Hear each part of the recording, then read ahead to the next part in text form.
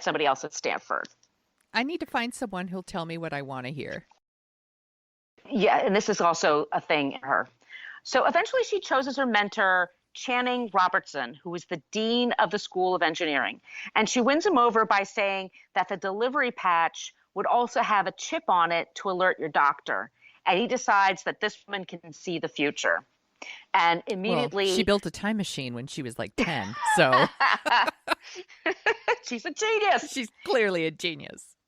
So he becomes her first board member. He starts working with her, and down the road he becomes a consultant, and he makes 500K a year as a consultant. Where can I get this job, please? I'll endorse you on LinkedIn for that. In 2004, she drops out of Stanford, and she used the money her parents had saved up for her education to start her company. And at first it started as real-time cures, but a typo in the first batch of checks read real-time curses. True story. That's how she paid people. But eventually she decided that was a bad name, and she created the new name, and it was Theranos. And it's a combination of the words therapy and diagnosis. And And she said she wanted to democratize healthcare. it just sounds like Thanos to me. Well, that's nowadays, sure. Her first major investor was a man named Tim Draper, and he is a bit of a VC legend in the Bay Area. He's a billionaire. He invested in Hotmail first. He invested in Skype. Like, he has a bunch of wins to his table. And he was the father of a childhood friend of hers. He gave her $1 million.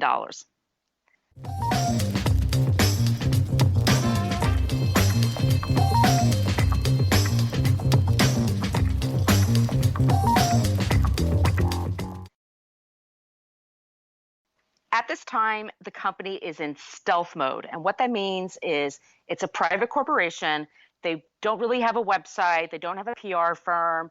They don't have human resources. Like, everyone who works for them has to sign an NDA, and they are forbidden to speak about their jobs to anyone, including their families. And Damn. yeah, it's serious shit. Yeah. And Elizabeth's style of management is she segregates employees between their departments, and she has these really big goals with very challenging deadlines. And she fires and pursues anyone that thinks is disloyal.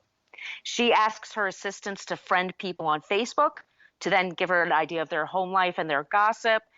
She would sometimes give the same project to two competing departments, and the ones who did the project well stayed, and the ones who didn't got fired. Oh my Like, gosh, she's a shitty boss.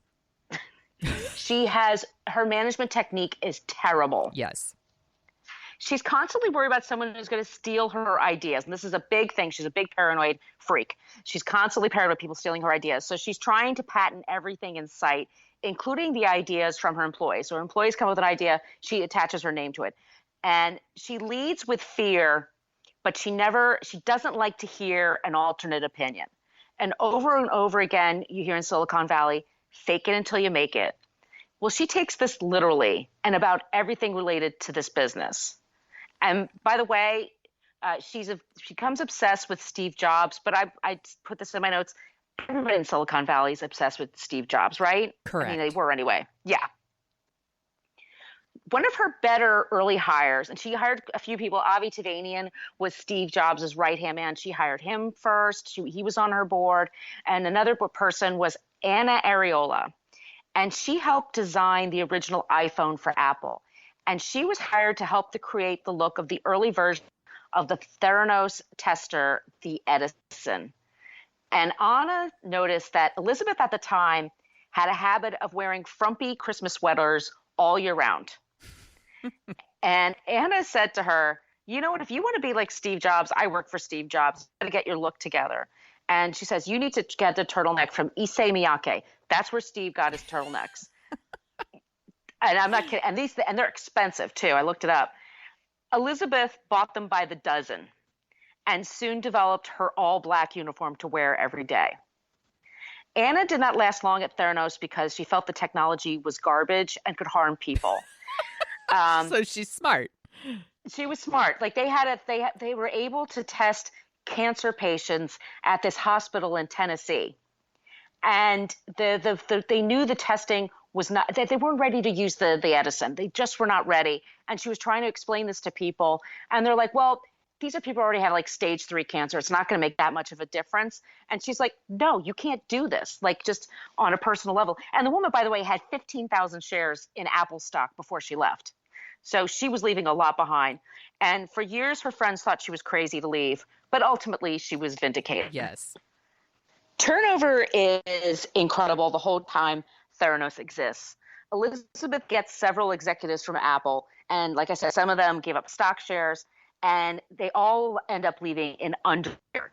People are tired of the deadlines and the stress of coming up with a technology, which may very well not happen at all. And the board asks her to step down as CEO and get more help to run the company. And one thing you should know about Elizabeth running the company, she said she had to be able to run the company, whoever invested in the company.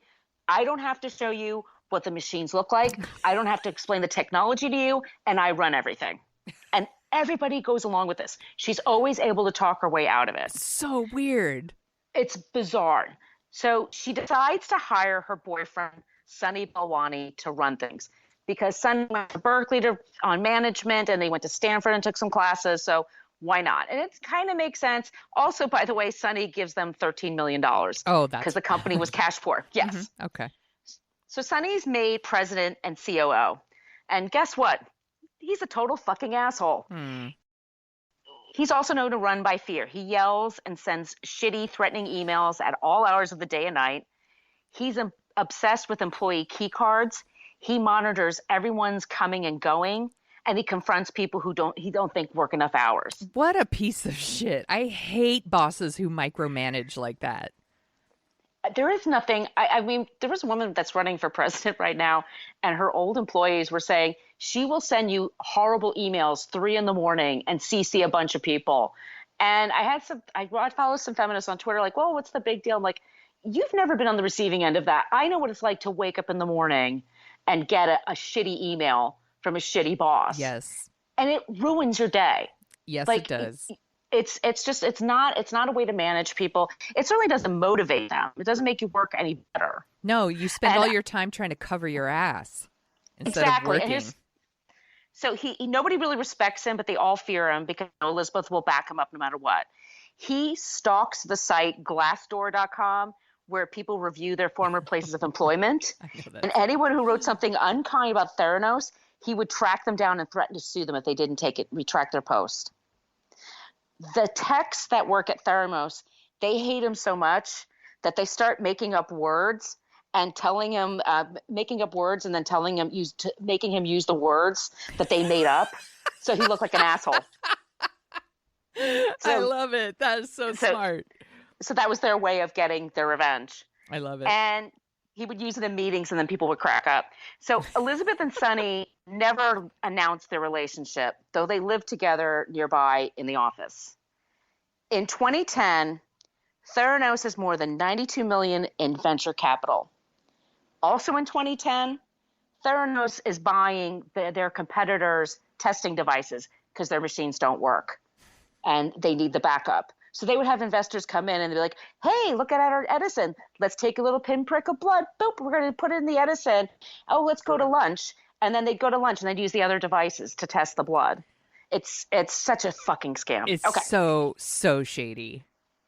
So here we are in 2011, and Steve Jobs died. And Elizabeth meets George Shultz around this time. And he's a former Secretary of State for Reagan and Nixon.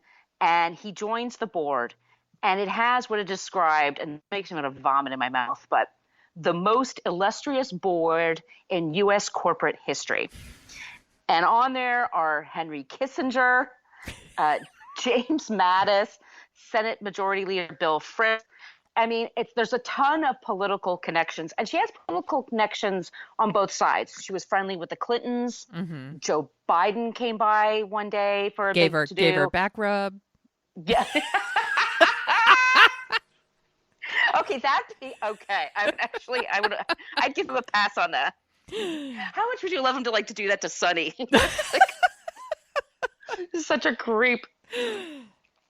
So on this board are no women, no people of color, And no one who has real experience in healthcare. I mean, there's the one guy, Bill Frist. I think he was a surgeon, but that's the only one. Nobody has experience in None of healthcare. them have never, they've like never been to a doctor. They're like, Yes. well, nah, it's I fine. mean, one of them's a war criminal, but okay. It's it's filled with a bunch of white men, older white men, and nobody. Like I said, there's no medical people, no nothing. And then every time it's brought up, how come you don't have any women? She goes, well, I think I count. Like she doesn't want competition because women question her, like Yes. Phyllis Gardner. Like they say, okay, I get it, you're a pretty blonde, but But what what else? else? Yeah. What else? So, and it's 2013, and Elizabeth and Sunny announced a partnership with Walgreens to have a wellness center in all of their stores. They're going to start it out with just a few in Palo Alto and then in Arizona. But not a lot of people mention this, but there was also a secret partnership with Safeway stores, which are based in California. And both buy into the programs without seeing a Theranos machine working. Not an Edison, not a MiniLab. They did this over PowerPoint presentations. I just can't even wrap my head around that. They each spent about 300 million, or we're going to invest 300 million. Insane to me. It's fucking insane. So the Safeway CEO made a secret deal, didn't really even tell his board, but they were going to be the only grocery chain attached to Theranos and was planning to spend 300 million to make their stores look more quote unquote spa-like and invite customers to have their blood tested while they shopped. It's crazy. I don't want people's blood around my groceries. Well, no one's thinking about if you're going to take blood, you have to have a phlebotomist. That's like an actual job. And then you have to deal with the consequences. Like, what if the person faints? What if the person has a communicable disease? What if, you know what I mean? Like, there's all these things that can go wrong. But they all really buy this bullshit that just a little finger prick of blood, boom. Anyway.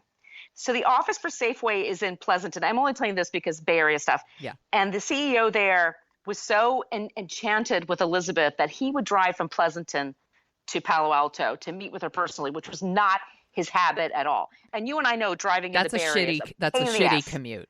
That's a shit commute. Yeah. And then one time he showed up with an orchid. And one time he showed up with a little miniature jet and said, one day you're going to have one of these for yourself. I mean, barf. And he showed up with a bunch of coupons for stuff at Safeway and gave her like the secret Monopoly pieces to win at their Monopoly game. You'll be surprised to hear he retired soon after Theranos was exposed as a fraud. Surprise. Yeah. Eventually, Elizabeth's brother, Christian, joins the company. He's a recent Duke graduate, no experience in medical, chemical engineering, nothing. He's made the director of product management, and he and his buddies at work are known as the Thoroughbros. Gross. And no one is quite sure what they do there, but they watch a lot of sports online. Ugh. You know they have fantasy football teams, and it's like all they fucking talk about. You know that's what it is. Well, I traded my quarterback today, so blah. Shut up. You know, Christian on his desk has a big picture of Elizabeth there, just so everybody knows. He probably has a big picture of himself. Well, the two of, like, my sister's the boss, right? We're good with that? We're cool? Okay. Here's a sad story. We're going to take a little sad turn here. One of her employees was a man named Ian Gibbons. He was British. He went to Cambridge. And he was the first scientist that they hired, and he was chief scientist. He was one of the first hires. He came onto the company in 2003. And he was very frustrated because the machines wouldn't work. They were not performing well. And he was also frustrated at the corporate culture, which didn't encourage people to talk to one another. And he was so frustrated that one time he had a confrontation with Elizabeth, and she just fired him on the spot. And his colleagues fought for him to get his job back, but she did the really shitty thing, like in Office Space. She took him from an office to like a cubicle and then kept moving him around. Right. And then eventually she told him just to work from home. And there was some sort of patent lawsuit going on with Theranos. And they gave him a subpoena. And you and I know that when they give you a subpoena, you have to show up and you have to tell the truth. Unless you work for the White House. Ian was terrified of this subpoena, And he said to his wife, Rochelle, who's also a scientist,